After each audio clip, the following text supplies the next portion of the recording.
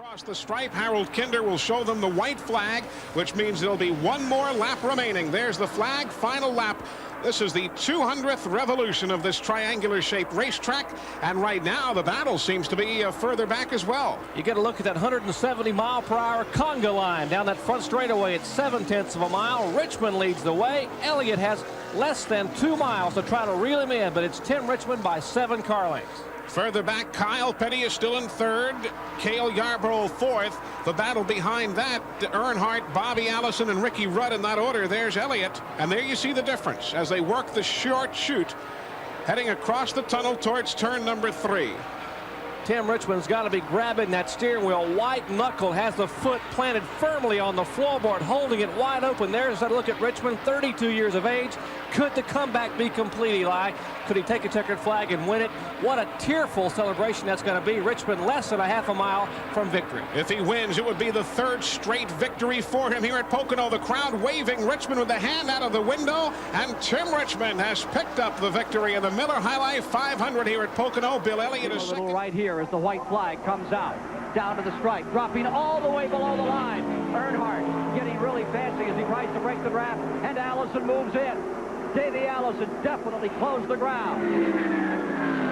But Earnhardt's car working so well on the low side of the racetrack in turns 1 and 2 will let him pick up a little bit of an advantage. It might be enough to hold off Allison's advantage in 3 or 4, but we'll see.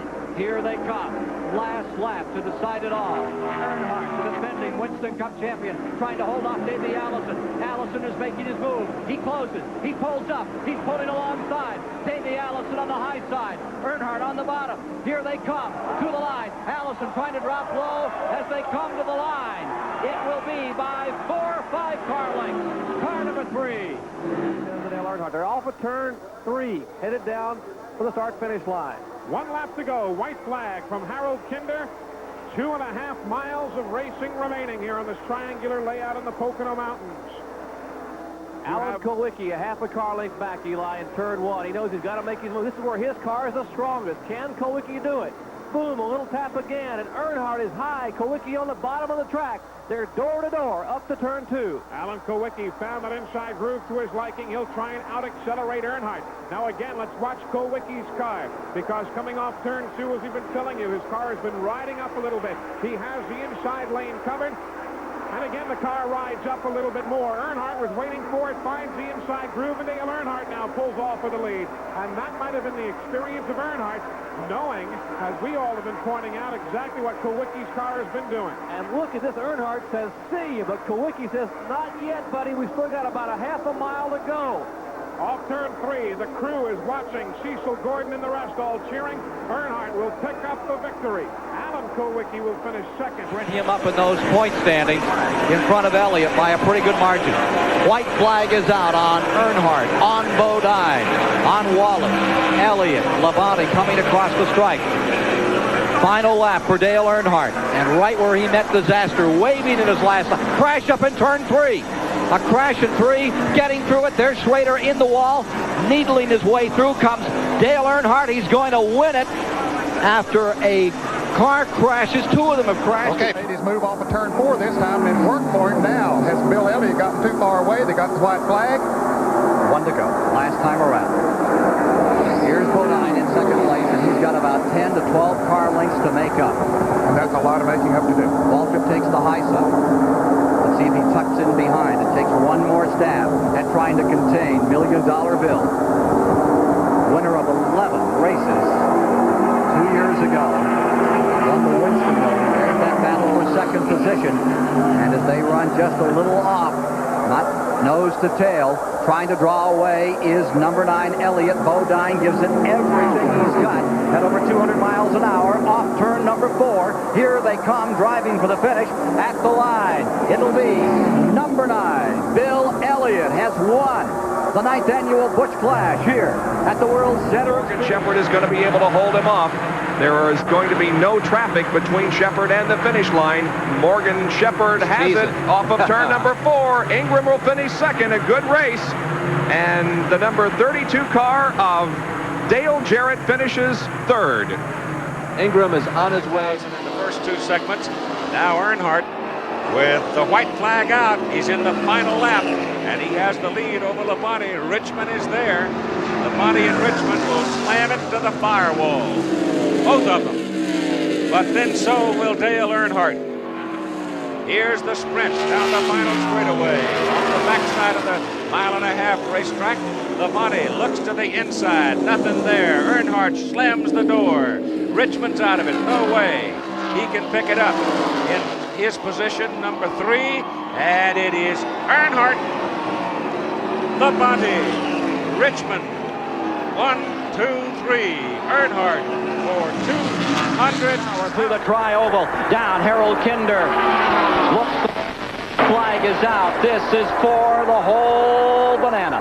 Car number 9, Elliot stays in front. Here comes Davey Allison trying to close. Final lap is underway. Here comes Earnhardt in number 3.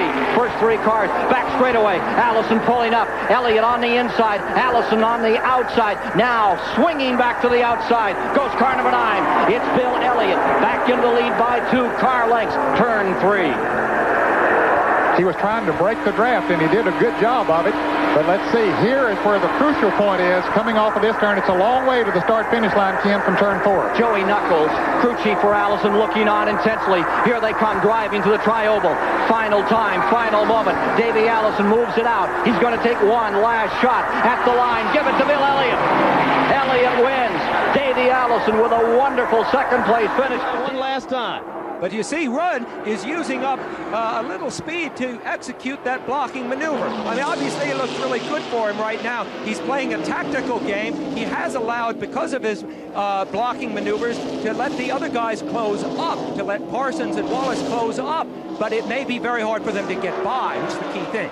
Rudd's Ford and the Chevrolet of Parsons and the Pontiac of Rusty Wallace. They'll come around out of turn 3 and turn 4 one last time. Crowd on its feet. This has more life left in it than I thought.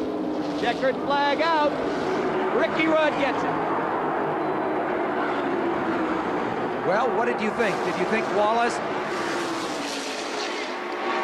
Here is Linda Rudd. On the charge, going into the last lap. Elliott swings high. Turn 1, Elliott on the high side, last lap. Schrader throws the block. Turn 1 and then 200 miles an hour. It's wide open to the finish now. Here's where he has to make the move, Ken, but Kenny Schrader is doing a good job of using the racetrack in front of him, but now he has to make the move now as he goes down the back straight. Schrader drops to the inside of the track there to try and shake him off. A trick we've seen done many times here before. Good move. Here comes Elliott, high side, looking on the high side, going all the way to the top.